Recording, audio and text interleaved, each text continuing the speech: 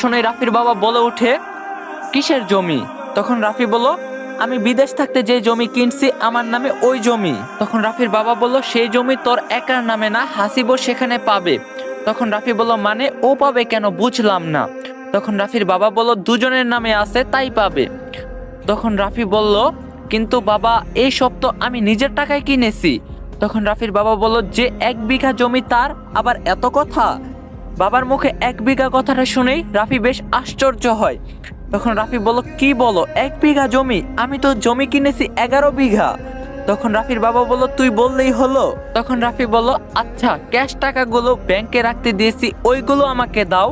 তখন রাফির বাবা বলল, কোনো টাকা নেই। তখন রাফি বলল, তার মানে তুমি এতদিন আমাকে মিথ্যা বলছো সব? ছি ছি ছি বাবা, তুমি এমন কাজ করতে পারলে আমার সাথে? তখন রাফির বাবা বলল, চুপচাপ খাইতে হলে খা, না হলে যেখান থেকে এসেছিস সেখানে যা। বাবার মুখে কথাটি শুনে রাফির বুকটা কেমন জানি কম্পন দিয়ে উঠল। তখন রাফি বলল, বাহ বাবা বাহ, তুমি কত সুন্দর করে কথা বলতে পারো, আমি ভাবতে পারি নাই তুমি এতটা ছলনাময়ী। এই কথা শুনে রিয়া বলল, হাসিব, তোমার বাবাকে একটা মানুষ অপমান করতেছে আর তুমি মুখ বুজে সহ্য করতেছো, কেমন ছেলে তুমি? তখন রাফি বলল, এই চুপ কর, তুই একটা মানুষ কি রে? তখন রিয়া বলল, কি ভাবছিস তোর এই ধমকে আমি ভয় পাবো আর চুপ করে থাকবো? তখন রাফি বলল, হাসিব ওকে চুপ থাকতে বল, না হলে কখন যে থাপ্পড় দিব নিজেই জানি না।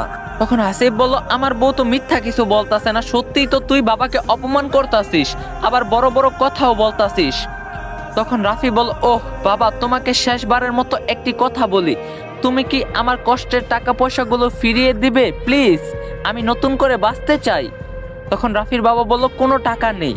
তখন রাফি বলল, মা তুমি তো কিছু বলো বাবাকে। তখন রাফির বাবা বলল, তোর মা কি বলবে শুনি, এই বাসাতে আমি যা বলবো তাই হবে। তখন রাফি বলল, ভালো, খুবই ভালো।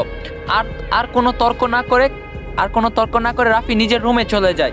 খাওয়া দাওয়া না করেই রুমে এসে ভাবতে থাকে, সত্যিই তো পুতুল মিথ্যা কিছু বলে নাই, আমার পরিবারের লোকেরা ভীষণ খারাপ।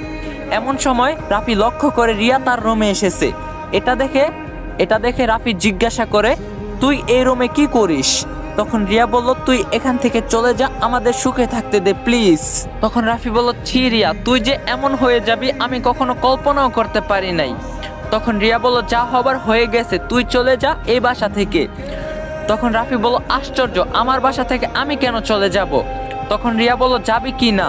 তখন রাফি বলল, যাব না, দেখি তুই কি করতে পারিস। তখন রিয়া বলল, ঠিক আছে, দেখ আমি কি করতে পারি আর না করতে পারি।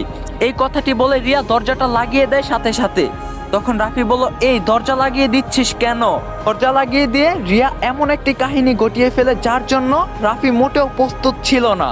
Guys, I am back. তারপর বলো কেমন আছো তোমরা? আবারও তোমাদের মাঝে চলে এসেছি। নতুন গল্পটা তোমাদের কাছে কেমন লাগছে পার্ট 1 অবশ্যই কমেন্টে জানাও।